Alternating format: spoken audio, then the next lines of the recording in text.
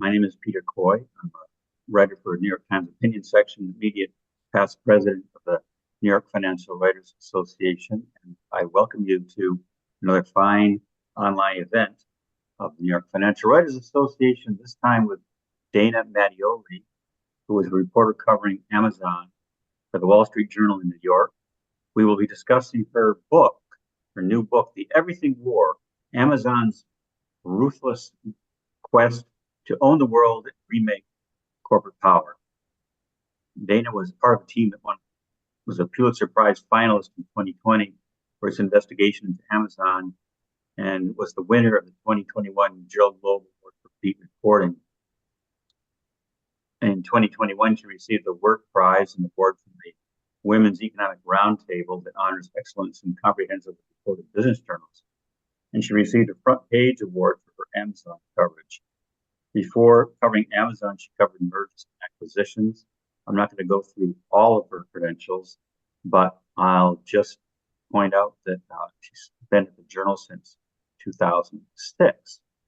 And I will also say that she has a great book, which I hope that you all will read. So we're going to begin now. Dana, the way we're going to do this is I'm going to talk to you a little bit about the book, and then we're going to invite questions from the audience. And if you're a member who has a question, please enter it in the chat function, and I'll go through the questions and pick some out. Don't wait till the end to do that. I want this to be interactive, so I'll take your questions early on, and we'll aim to go till roughly 8:30. So Dana, welcome. Thank you for having me. Thank you everyone for being here. Oh yeah, I think we're going to have a good time. So first thing I noticed about the Everything War is it sounded like a pun on the Everything Store, which was the Brad Stone book. I assume that was intentional. Yeah, that was the publisher's idea.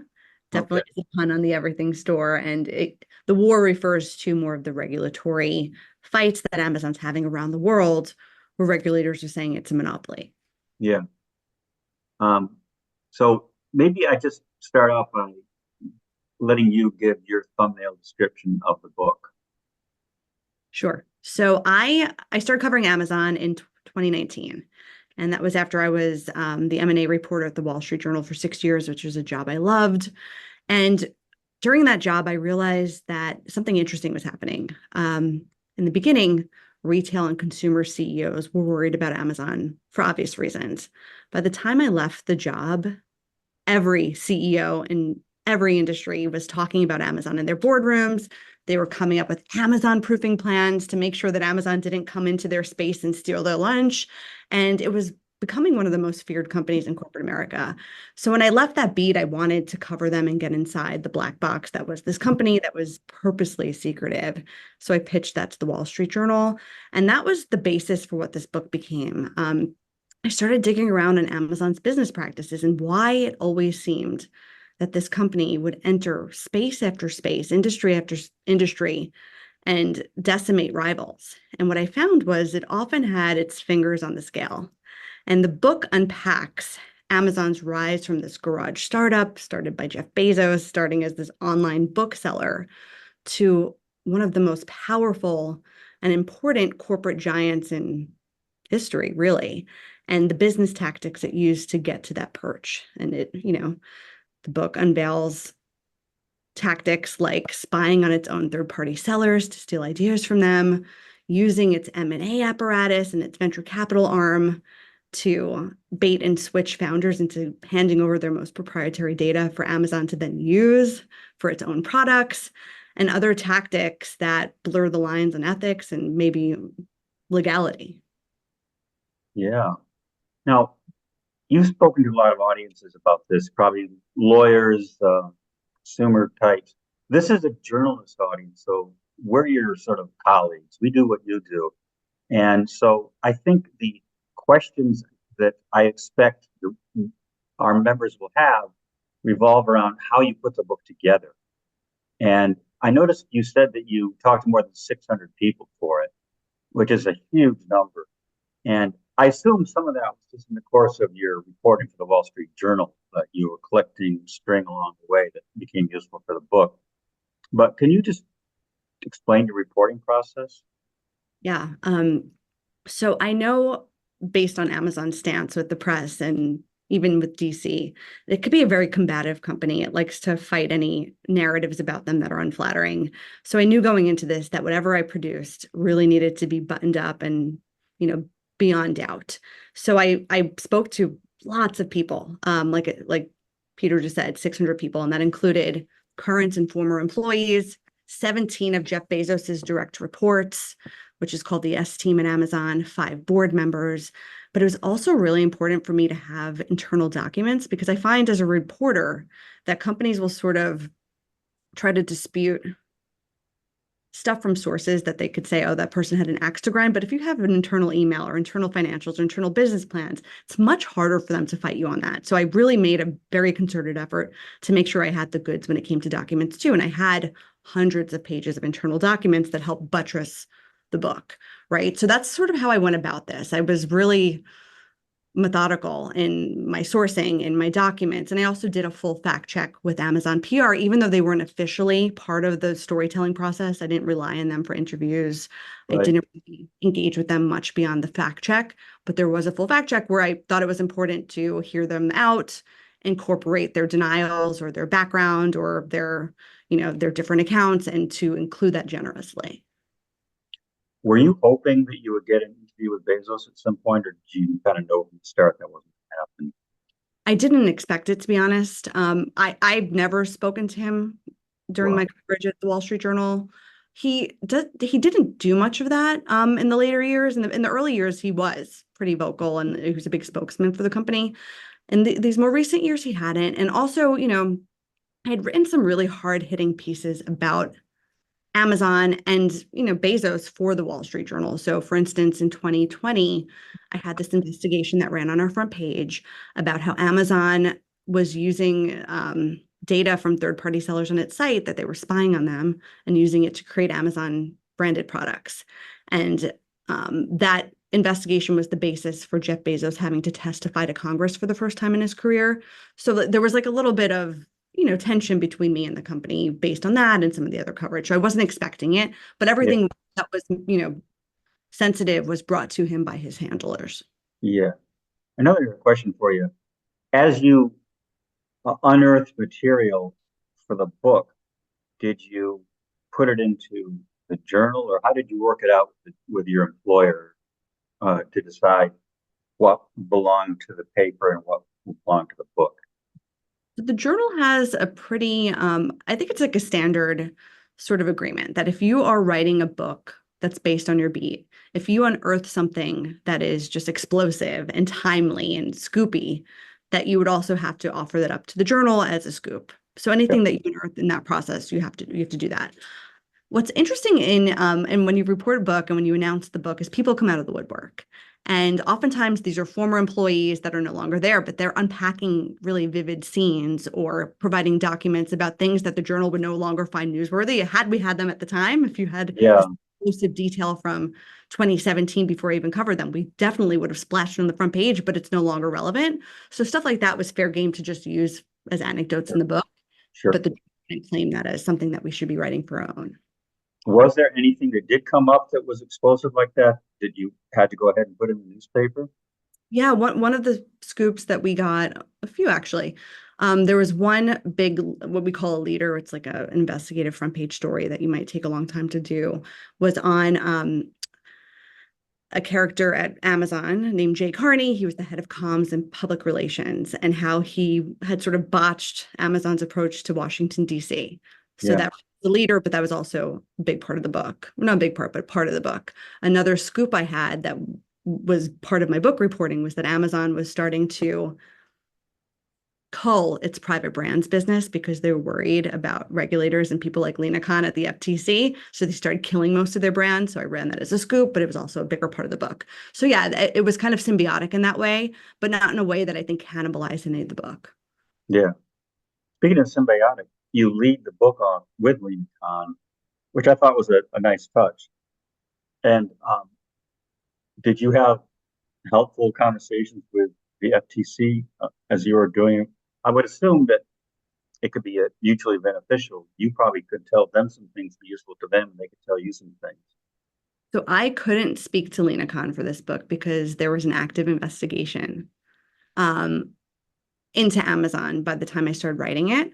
So I couldn't speak to her, but I obviously have sources around the regulatory environment that were helpful on the book, and people at Amazon. I spoke to a lot of Congress people, senators that also were involved in investigations. They were more free to talk. So they helped me form the basis of this. But yeah, we started the book with Lena Khan because she had this meteoric rise to power. In 2017, she was a 27-year-old law school student. No one knew her. She wasn't, a household name. And she wrote this legal paper for the law journal that went viral. Usually thousands of people, if you're lucky, read a law journal article.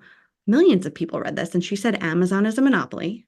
And our current antitrust framework is not equipped to rein in these digital giants, including Amazon. And that struck a chord in Yeah. 2016. This was a time when Amazon was this beloved darling of a company that, delivered boxes with smiley faces on your stoop. And, that launched her into this career where she became the youngest FTC chair in history, in 100-year history. And the book comes full circle in the end when she sues them for being a monopoly. So we decided to kind of bookend the book with her. Yeah, I thought that worked well. I Thank have a you. question from Greg Miles. Did Amazon try to intimidate you in any way to try to get you to revise the book or not publish it? How did they react to your reporting that they acted unethically or possibly illegally? Thanks for that question, Greg. They did not intimidate me. While they weren't like very cooperative, I don't think they did anything underhanded. I'm sure they told people not to talk to me, but you'd be surprised once you announce a book and like if you have a body of work that is showing audiences or company members the vein of what you're trying to tap into, people come out of the woodwork and speak to you no matter what. And what was a nice surprising part of this is that people that I had tried for years to get to talk to me and denied me came out and spoke to me for the book. So I found, and I've had this conversation with like younger colleagues at the Wall Street Journal who have said, PR is not helping me. They don't like me. Sometimes I'm like, that's fine. You don't need PR because the types of stories you want to write anyway are not the types of handouts. It's not the types of stories that PR wants you to write. Sure. No, they're going to come to you and say, we're doing, shady behavior, right? So I didn't rely on them, but they did not bully me in any way. A question, being the beat reporter for Amazon means you have to report about aspects of the company that have nothing to do with this. It's like they just have a new product or something, or they have quarterly earnings. Um, how do you cover? I assume that's also your responsibility. Um, how do you cover that, and how do you deal with the fact that you're out there with a book that's very critical to the company, and of course a body of work for the Wall Street Journal is also very critical to the company, and yet you have to be the beat reporter who presumably comes to every story in a fair-minded way and give the company a chance to give its position.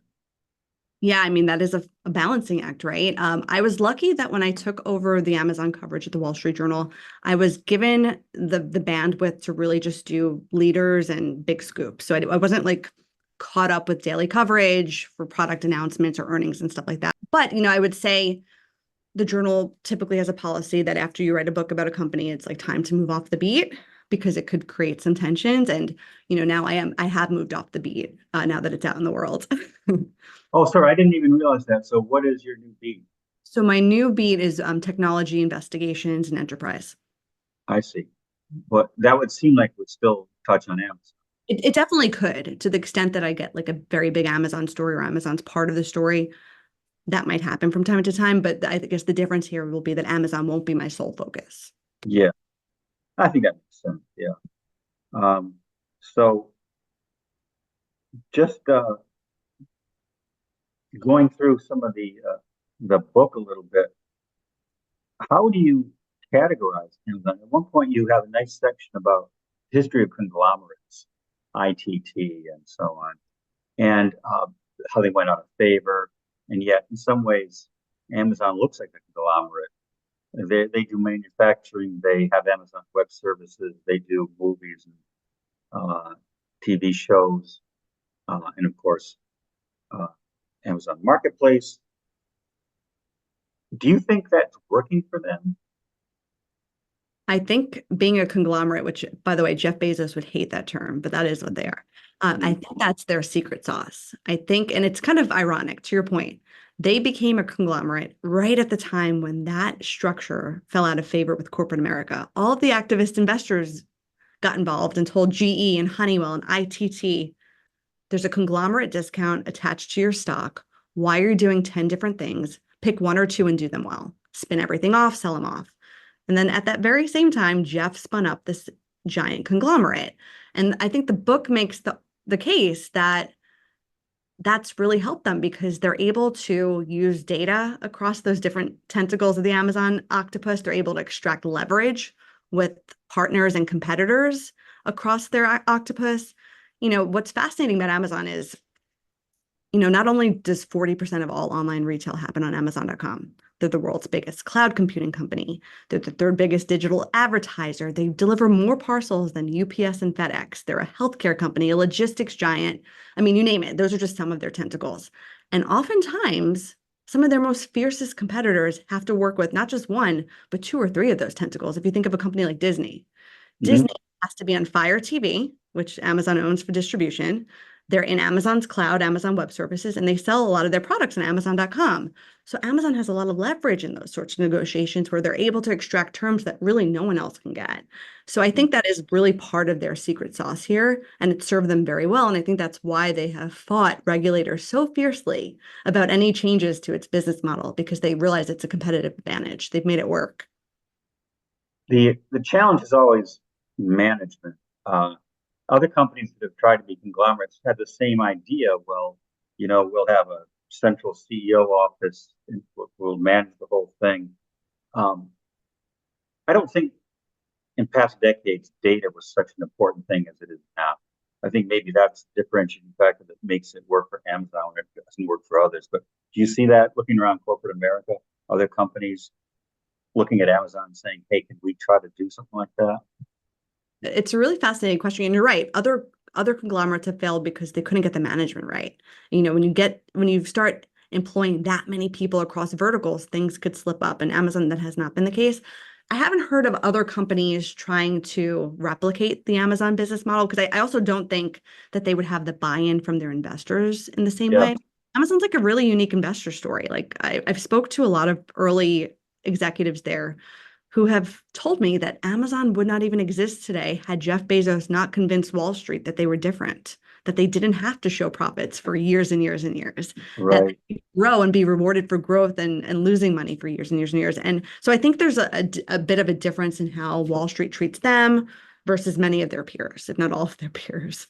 Well, it did help that when they were coming up, there was the dot-com boom, the late 90s, where a lot of other companies were also talking about being measured by metrics other than cash flow, such as eyeballs and so on. So they weren't totally unique in being given a pass on profitability. No, they weren't, but they were unique for a retailer. Okay. And that was like the advent of companies saying, well, we're a software company. We don't have to show profits. And, Amazon was going head to head with Walmart and Target and Linens and things. And one of the really fun parts of this book was speaking to the early CEOs in retail that went with Bezos and understanding like what it felt like during this land rush, really. And I spoke to them. I remember speaking to the CEO of Linens and things in the 90s and 2000s. And I said to him, like, did you just not believe in e-commerce? Like, why were you so slow to it? And he was like, Dana, it's not that we didn't believe in it. We understood that Jeff sort of had lightning in a bottle here and we wanted to replicate it. He's like, but we couldn't miss one single quarter of earnings. Our analysts would have skewered us. I'd be out of a job. And when he went to his board of directors for the investment needed to build an e-commerce platform in logistics, they said, well, how much would it cost? He said, $100 million. They said, no way, we'll give you 25 million. Because they couldn't suffer in their earnings, right? And that played out at retailer after retailer. And it created this delta that just expanded between Amazon and everyone else, where it was really hard for these other retailers to play catch up. Yeah. I have a question from Caroline Crapo. Which overseas company might ever pose a challenge to Amazon, or could it only flourish in an American setting? Hi, Caroline. That's, a great question. It depends on like which vertical you're looking at. I would argue right now that there's a real threat from like Temu, which is a different business model than Amazon. It's a Chinese company that does e-commerce. And instead of focusing on speed, which is one of Amazon's superpowers, you can order a package and sometimes get it the same day. Temu has a different model where they're offering really low priced items, but it might take a week or two to get to you. So I think that's something that they're studying very closely. But it doesn't like replicate everything in Amazon's portfolio. That's just the e-commerce side. But I would say that that's something that they're definitely looking at. Clayton Christensen's book, Innovator's Dilemma, talks about how companies that get really, really good at something become vulnerable to other companies that aren't so good at it, but come in usually with some lower priced alternative. So I guess Temu might fit that description. Like Amazon has raised the art of speed to incredible levels. And then some company comes along and says, we're not going to try to compete with that, but we'll be cheaper. Is that I mean, do you think that's the single biggest threat right now to Amazon? That Clayton Christensen idea, or are there other, what might go wrong for Amazon? I think there's other threats too. If you think about artificial intelligence, it's kind of fascinating. When I first started covering Amazon in 2019, I remember going to Seattle and I met with more people with artificial intelligence or machine learning in their titles than in any other company I'd ever met. They were so advanced at this, really. Even if you think about like Alexa, that is artificial intelligence in some Sure. ways. They were using Yeah. the cloud. But there's a sense that they might have missed the boat a little bit on generative AI. When you look at what's going on right now, where there's this like gold rush in AI, the ranks have been reshuffled a little bit. It feels like Microsoft really has a home run because they made that early investment in OpenAI, right? Yeah. And people think Google's, advanced at this. And there's a sense when I speak to people at Amazon or investors that Amazon is a little bit behind here. And, it depends on how bullish you are on that technology and how transformational it is. But there's a sense that other people have superseded them in that specific area. Yeah. Um, the Sorry, we're just looking back here through my notes. Um, you talk about, I guess what I like to do is go back to questions that I think would appeal to our journalist audience. Tell us a little bit about your style of reporting. Um, what are your secrets to getting the scoops? Yeah, sure. And thank you for that. I love that question. My style has always been to speak to as many people and stakeholders as possible. I'm very much a person who's always plotting out who am I going to speak to next? How long has it been since I checked in with a good source or someone I'm trying to cultivate while always adding new people to my Rolodex, right? And sometimes that's a numbers game. Sometimes you could have really disconcerting days where you just get hung up on or people respond to your texts, no thank you, or lose my number. But I find that in mergers and acquisitions, where I was always trying to meet with new bankers and lawyers and board members. And in this Amazon beat, it served me well because I also get lots of differing views and tips. And some of my favorite moments in reporting this book, but also just at the Wall Street Journal, is when you call a source who you don't know to talk about one topic that you have in mind, and you start getting them on the phone, and the topic, the conversation starts meandering, and they're like, oh, is it okay if I bring up this other issue with you? And you get like a golden scoop that you were not Yeah. expecting. Like I had a story a few months ago to this nature. I called a source about something, and the source says, can I tell you about something else? And starts telling me about the secret project at Amazon where they created a shell company called Big River Services, where they had their own employees impersonating members of Big River Services to sell on their rivals' platforms and get access to information at FedEx and Walmart and all these other places. And I did not expect that phone call to go that way at all, but it wound up being this great front page story that had I just not made the phone call, I never would have known about, right? So I like to blanket with calls, take lots of meetings. And then one thing in the last few years that I've found helpful in getting stories over the finish line is if I get an initial tip where there could be some sort of document confirmation, I always like to ask for that. Yeah. Um, Especially with sources who they don't want anything attached to them. I'm like, well, okay, was there an email that many people were copied on, or Yeah, something like that you could hand over to me that is not traceable, but then I could just source it to the document, it's not a person. And yeah. I find that works very well too. Um, we got a question from the Goldgaber back on the topic of Jeff Bezos not talking to you. He said it's interesting that Bezos made that decision. You would think he would want to defend his company, but maybe he wants to remain in the shadows. What do you think is going through Bezos' mind when he decides that he's not talking to the press? It's hard for me to get inside his mind. I would say by the time that I went to his PR with all the anecdotes and the fact checking, he had stepped down from being CEO. He was now executive chair, and he was very involved in other initiatives like Blue Origin, which is his space exploration company.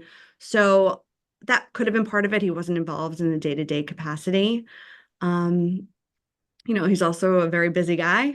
I mean, if I think about all of the hours of phone calls I spent with PR, I mean, I haven't tabulated them, but these were dozens of hours. I don't think he has the time to dedicate for me, to read anecdotes about him to him. So they distilled that down and disseminated it in that way. But I really wasn't surprised. And, I found my other colleagues have written, investigations into companies that they've covered too. And it's not that unlikely for the CEO not to participate.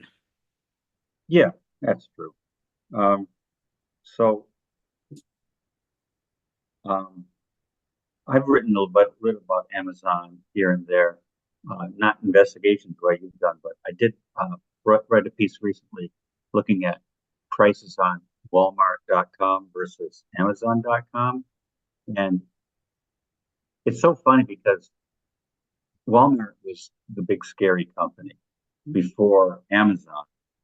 And now it Walmart's still huge, but it somehow seems like almost like the victim uh, that against Amazon. But Walmart remains a pretty serious competitor, would you say? I mean, they have certain advantages. For example, they have all the physical brick and mortar outlets all across the United States, which they could use as staging areas for distribution, right? Mhm. No, I would totally agree with you. And there's a funny like shadow narrative in the book where Amazon gets really frustrated, Jay Carney in particular, that the Biden administration, which they thought they had really good inroads in because Jay Carney, who was the head of comms and government relations, worked for President Obama and worked for then Vice President Biden. So Biden gets announced as president after 4 brutal years for Amazon under Trump, where he just criticizes Bezos and Amazon in the Washington Post. And they think that this is great. And they get totally snubbed by the Biden White House. And to add insult to injury, Biden becomes very close to Walmart CEO Doug McMillon. Doug is invited to all these roundtables on inflation and job creation.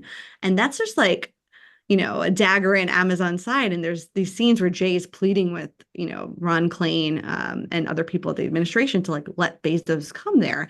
And they're in the not so distant memory, they remember when Democrats, but also just populist America would cry foul about Walmart. There were all those campaigns, not in Well, my backyard, preserve Main Street, that Walmart was painted as this like boogeyman of the 1990s. But I would right. say the tone has definitely shifted where Amazon has replaced them in some of those ways. I'm sure to the delight of Walmart. Yeah, yeah, yeah. So did you take a leave to write this book? I took 3 months last summer during the editing process and the fact checking process. Most of the book I wrote at night and during my maternity leave. Wow, not easy. Can you talk about how hard that was, especially um, I didn't know that you wrote it during maternity leave. That had to be a huge challenge. You work a full day at the newspaper, then you at night when you want to be decompressing, instead you've got to be buckling down and working on a book. And then how did you manage to pull it off? It's not easy. I had some good advice from my colleagues that said just put words on paper every day, brick by brick. You could go back and revise them, but get the reporting out, and you don't have to do it linearly. If there's something that excites you, write that part and then come back to it later on. So that was sort of my strategy. And I would say on maternity leave, I loved having sources to talk to on my walks with my son. I remember going on walk. I live in Brooklyn. I'd go on walks in Prospect Park, and he was like an itty baby, couldn't really interact much. And all my friends were at work. I couldn't talk to them. So I'd call my sources on my walks. just to have people to talk to, and I'd get good stuff, and I'd sit on a bench if I got something and furiously type it into my phone. And then once the baby was in bed at night, I'd go to my notes in my iPhone and like type it up and get confirmation and stuff like that. So to me, it was like almost a reprieve in some ways. Mm, And I honestly didn't, I wrote, funny enough, like I remember I wrote a lot of the book on the couch at night, whenever, at the end of a long day. And that it was kind of like soothing to me. nice. So I think that's a good advice. Just get words on a page. Um, that's the tyranny of the blank sheet is the hardest part, right? But once you get something down, it may not be good, but at least it's something you can work with and improve. Right. Nothing's final so that the day you're sending it. And we were making changes and getting new reporting right up until we submitted the book, right? Because you get some great stuff during the fact checking process. So things change, but just getting it down and Yeah. understanding it was really crucial. And how much of a framework were you working off of? I assume you had chapters uh, lined up before you got started on writing, right? Roughly, but it's funny if you go back and look at the initial outline and the initial proposal, some of the stuff has stayed, a lot of it has not, and things have changed. The order has changed, and I had a really good editor at Little Brown who worked on some of the structure with me because, prior to doing this, the longest form I'd ever really written was a 2,000-word leader for the Wall Street Journal, right? I had never written this long form. Yeah. So for me as a writer, I think structure was like the hardest part Yeah. because amassing, 125,000 words into a cohesive narrative across parts was much more of a struggle than a shorter form story. Having done this, does it give you the appetite to write another book? Yeah, for sure. I think it was a really fun project. I think it stretched different muscles, and built different muscles and, helped me become a little bit more writerly. I spent many years at the Wall Street Journal building up scoop muscles and, Yeah. stories and M&A stories, which I loved. And that was fun. And that taught me how to get scoops from people. But they were sort of formulaic in terms of it was like X companies buying Y company and Y and, details, right? And that's part of why I wanted to do the Amazon job was to write longer form and write narratives. And this was, a nice little capstone project where I got to do that at a really long form. Nice, nice, nice. Greg Miles asks, what scares Amazon the most? Is it US or foreign regulation? Also, is Amazon so big and powerful that they really don't have to care what major publications say about them? Those are great questions, Greg. I would say that regulators around the world have turned their sights to Amazon. At first, big tech writ large was really nervous about the EU. The commissioner there, Margrethe Vestager, was really early to crying foul about big tech at a time when it was still like a very celebrated sector in the US, where the Obama administration was like really welcoming big tech with open arms. They were sort of seen as this bastion of innovation and job creation. And so she comes onto the scene and starts opening up these investigations into Apple and Facebook and then eventually Amazon. Same with the CMA in the UK. India opened an investigation. Many of those actually settled in a way that some people sort of viewed as slaps on the wrist. The FTC has been really fascinating because they came out with this, this big lawsuit, one of the biggest antitrust cases in history, to be honest. And if they win, it could result in a breakup of Amazon.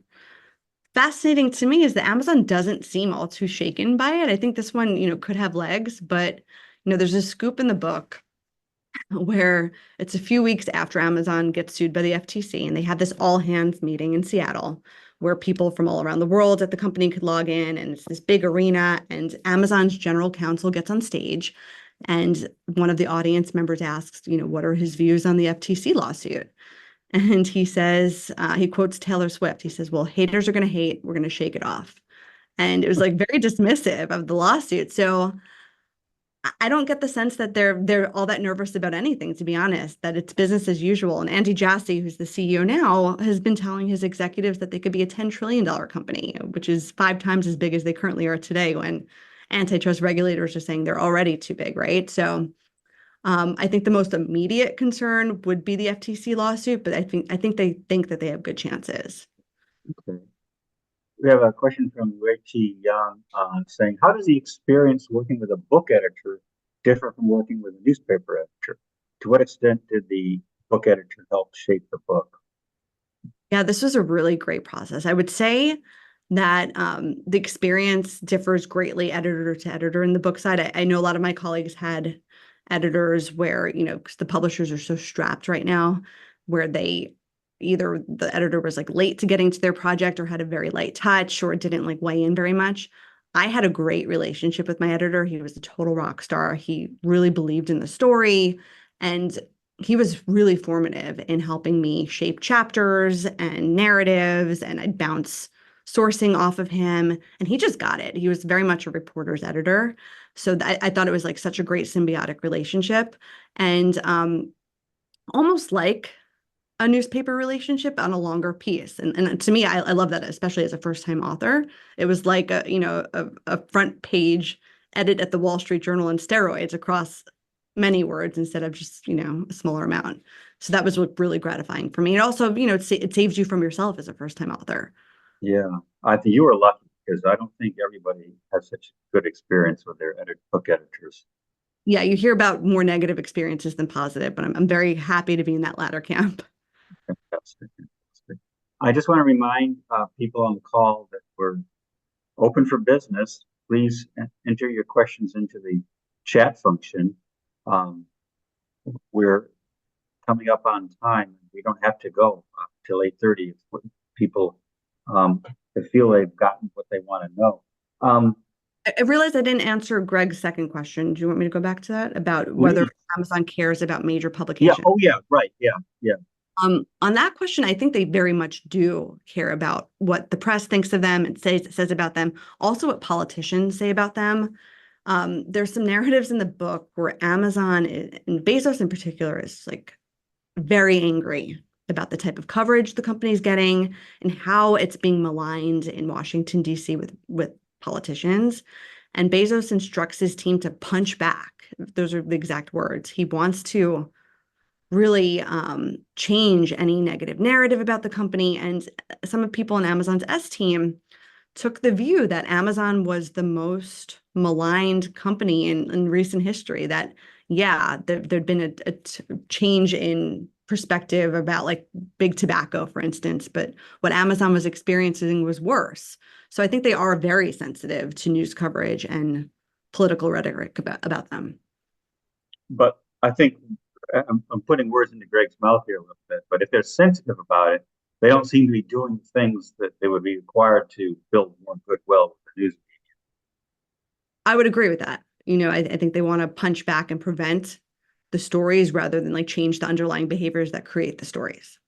But there are even some companies out there that have whose behavior is pretty reprehensible or at least questionable, who still go on a charm offensive. And that's not Amazon's approach. No, it's not. And in fact, the book shows examples where it's quite the opposite, where, Amazon goes on to hire this big team of lobbyists and internal DC types to make their case on Capitol Hill.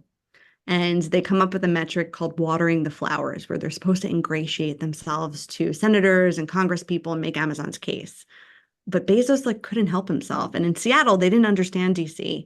And it's such an aggressive culture at Amazon, like the most aggressive of any company I've ever covered in 18 years at the Journal, that, they're very pugnacious. So this team in DC is trying to water all these flowers and get people on their side and make their cases. And then Jeff would be beside himself about nasty remarks from senators or congresspeople. And then he'd send flaming tweets at them and cause these Twitter wars. And it would just undermine all of the DC team's progress and set them back, right? So it's not the normal charm offensive by any means. And that applies to with reporters as well sometimes. How would you compare Jeff Bezos to Elon Musk? It's a fascinating question. I mean, I don't know as much about Elon as I know about Jeff, but there's some similarities there. They both have an obsession with space. They both have a history. I mean, I think Elon more of like pushing the limits on Twitter and being, provocative. But I think for a long time, both of them have spoken about the need to use outer space and other planets for sustainability. Yeah, it's an interesting question. And they're also both hyper aggressive, competitive, super smart. Mhm.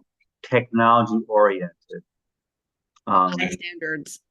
Yes, high standards, pushing their people past the limit. I I'd love to see the two of them in the room sometime. Yeah, the book has a lot of comparisons between Jeff Bezos and John Rockefeller, the Standard Oil Sure. CEO. But there's one common through line between him, Rockefeller, and Elon, which I find fascinating just personally, is all three of them come from families with either problematic or biological fathers that abandoned them. Mhm. And even if you think about Steve Jobs, he also had that drive because of that.